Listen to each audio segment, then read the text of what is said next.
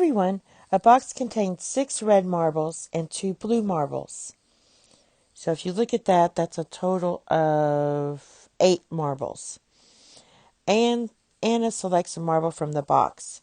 She replaces the marble and then selects a second marble. So what's the probability that the first marble Anne selects is red? So there are 6 red out of a total of 8. So we could just say this is 6 plus 2.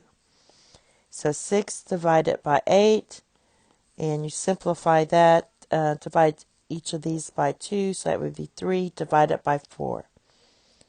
So that's your probability. B, find the probability that she selects 2 red marbles. Remember, she replaces the marble, then selects the second. So the probability of the first red is 3/4, and the probability of the second one after she replaces is also 3/4. So that's going to be 9/16.